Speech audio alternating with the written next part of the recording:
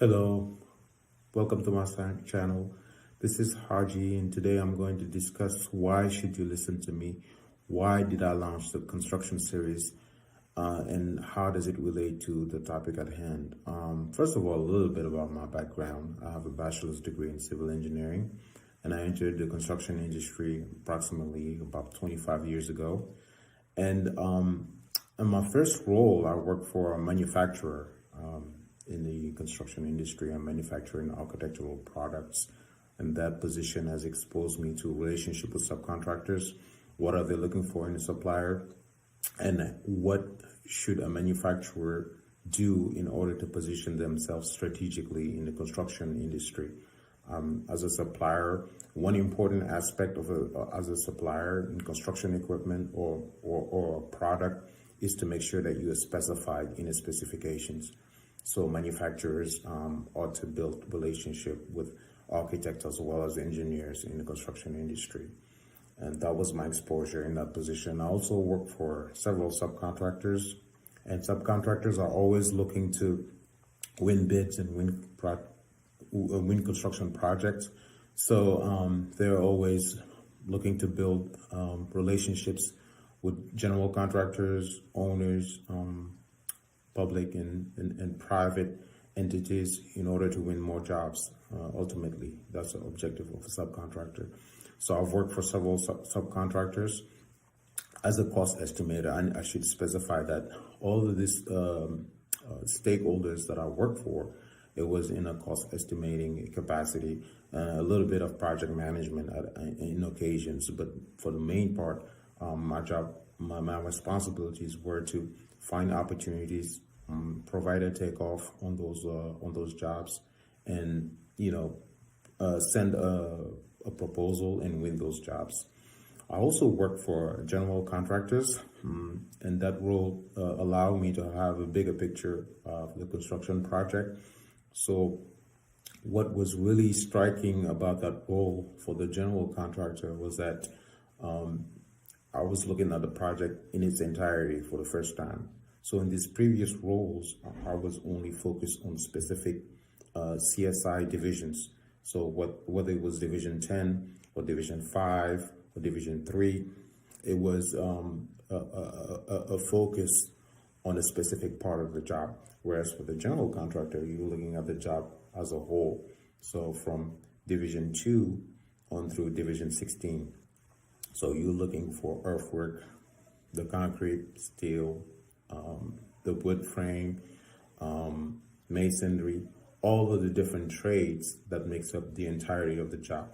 So in my role as a general contractor, I understood how important it was to have a strong team. In a construction project, you're only as good as the team that you put together.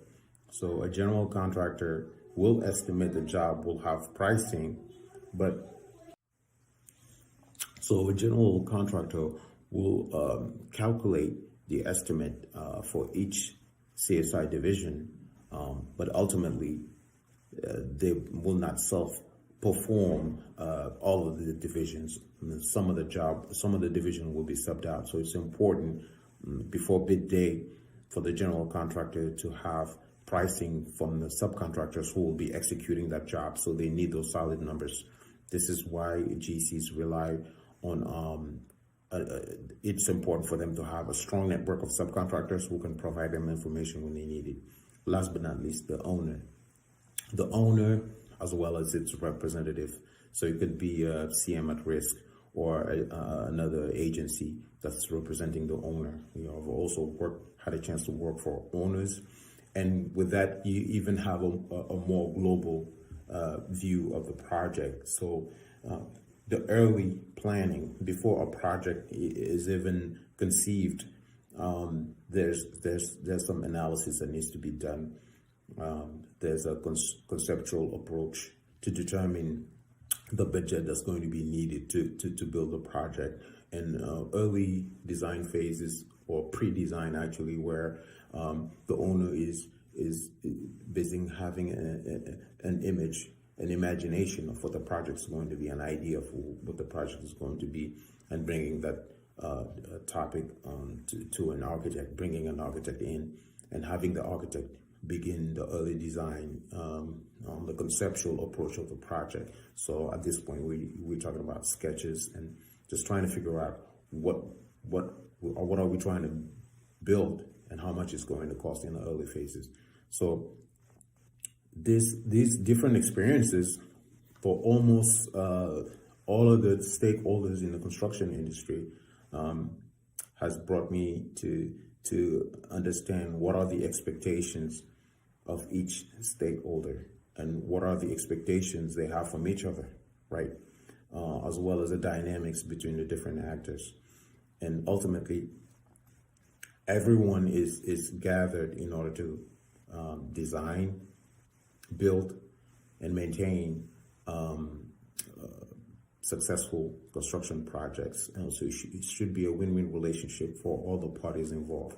And understanding what each party is looking for is really important. Understanding where they're coming from. So being able to put yourself in the shoes of your client is extremely important, as well as your partner.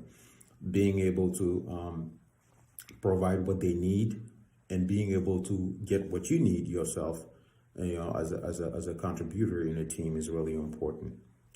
So this is basically why I started the construction series, because I think that our construction industry today needed a serious discussion, bringing all the different teams together, so having a better understanding of what each one is looking for and how can we better build these projects. Thank you.